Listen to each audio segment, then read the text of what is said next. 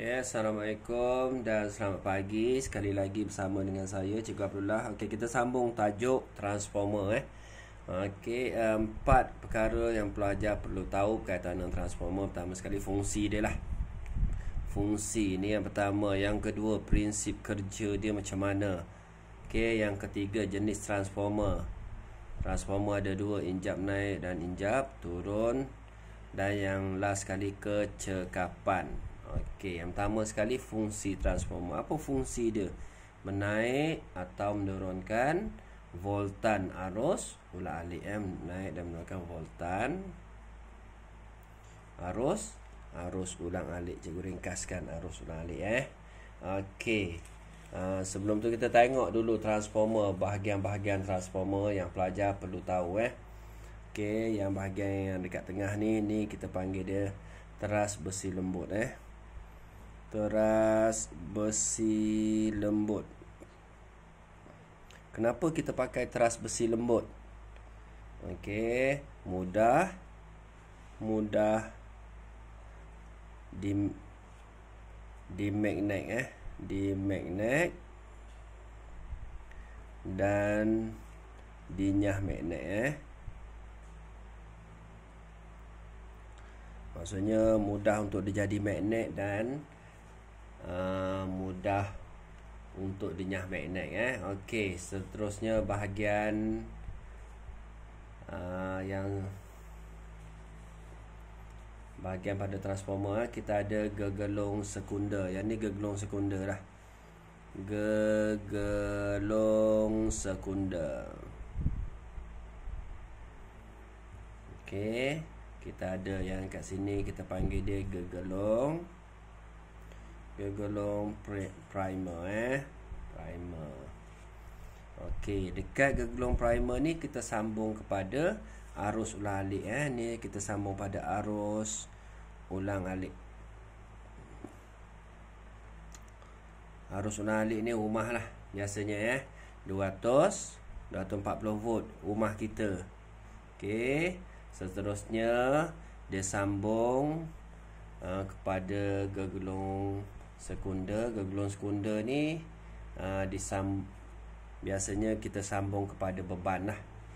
Ni beban biasa 12 volt. Beban contoh dia mentol pun boleh, voltmeter pun boleh. Voltmeter. Okey, gegelung sekunder, gegelung primer, lagi bahagian lain. Okey, yang ni kita panggil dia input. Ni bahagian masuk input. Okey, yang ni keluar output.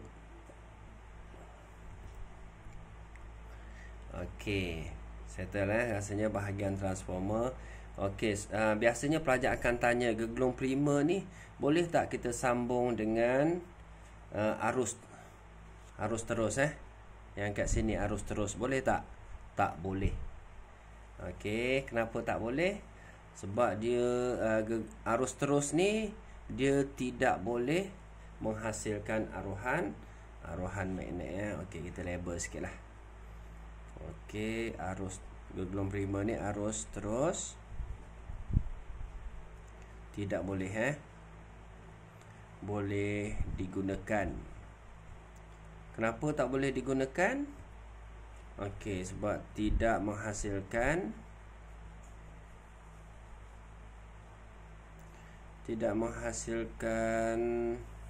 aruhan magnet. Boleh Okey, ni bahagian-bahagian untuk transformer. Okey, macam mana ia berfungsi?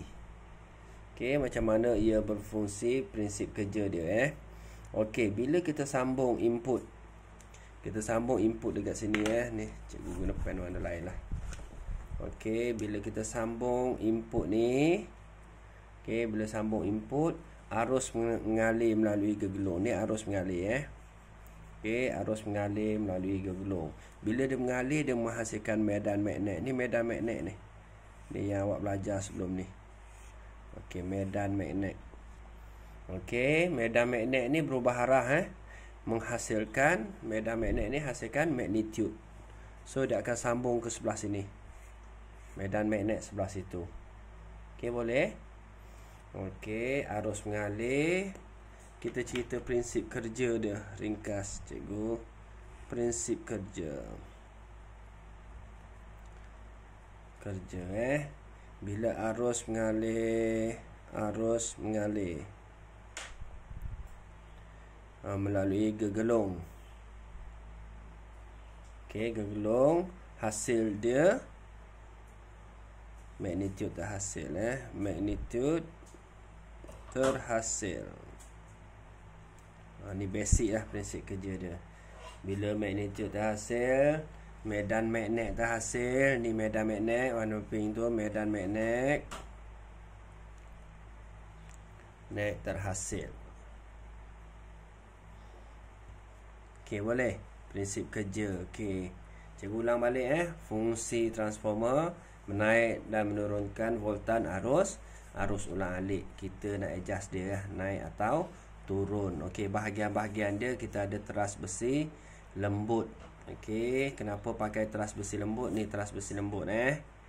Okey, mudah untuk magnet dan dinyah magnet kan. Okey, kita ada gegelung primer, kita ada gegelung sekunder. Okey, gegelung sekunder ni sambung pada beban. Okey, untuk video seterusnya cikgu sambung. Okey, cikgu sambung transformer injap naik dan injap turun. Okey, itu saja. Thank you.